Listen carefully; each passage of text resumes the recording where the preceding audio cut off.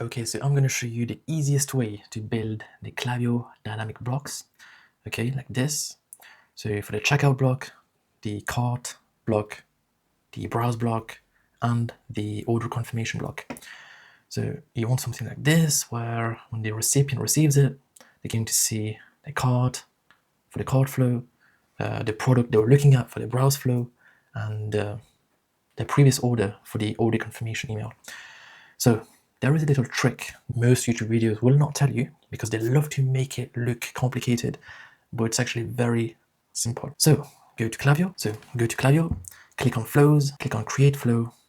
Bear with me, I know you might already have a flow, but we are only on this page to steal the flow templates that Klaviyo already made. Okay, so you are simply going to look for the flow you are making. Okay, so I was using a test account which did not have the triggers because it wasn't connected to Shopify, but now I'm using a real account.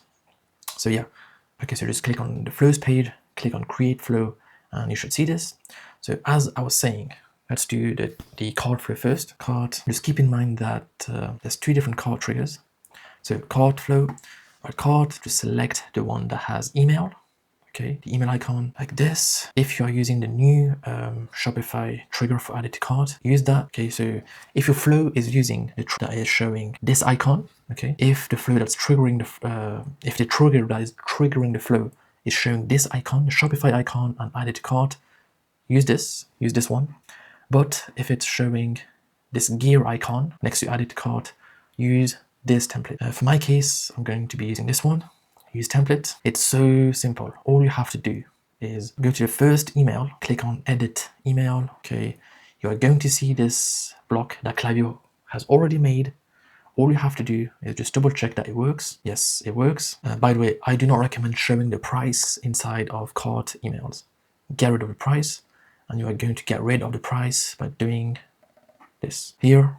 So just double click on here, delete the price, because there is no point showing that inside of the email. So yeah, do that. And now we are going to be using this block that's already made inside of our own flow emails. And to do that, all we have to do is save this as a universal asset. Just call it cart block create. And then inside of your email that you're building, you're simply going to go to universal block, okay, and you should see this cart block appear. Just drag it over, okay, just drag it over, and then just adjust the look. If you want a different background, if you want a different font, just adjust it. And yeah, it's working super easy. We did not have to mess with any of the variables, dynamic images, blah, blah, blah, all done for you. So that's for the cart block. Let me show you one by one for all of them. Next, let's do checkout next. Okay, use this template, super simple. Click on the first email, click edit. We're going to see the dynamic block, get rid of all of the useless stuff, like quantity and price.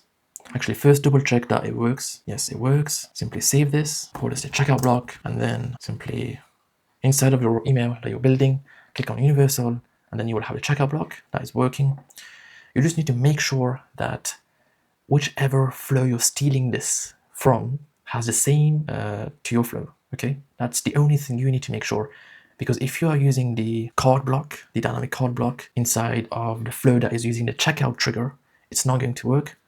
You just need to make sure that the triggers match the flow you stole the template, the block from. So we did cart, we did checkout. Let's do browse, go back, create flow, browse, it's good, use. Okay, make sure the trigger is a viewed product for your browse flow. Here, just go to the first email. It doesn't matter which, as long as it's an email. Click edit. Same thing here. Get rid of the price tag. That's it. Save this. Call it block. Browse block. Okay, and you will be able to use this inside of your browse email. Next, for the order confirmation or even for a replenish flow, all you have to do is get this template, order confirmed.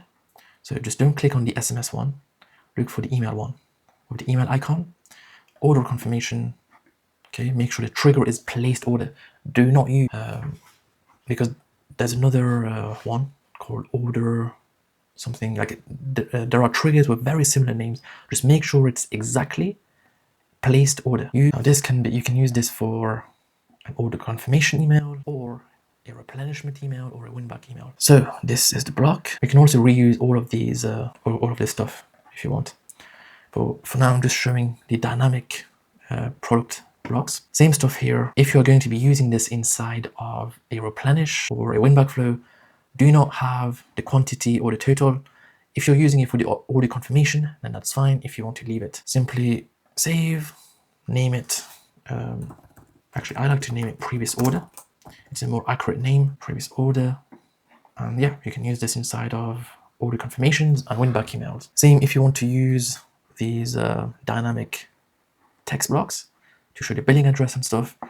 Again, save this and reuse. You can style it differently if you want. That's up to you. But yeah, this is how you do it. And for the links, you also do not need to edit the links. Leave the links as they are in the Klaviyo templates. So yeah, super simple. If you have any questions, let me know in the comments and I will answer all of them.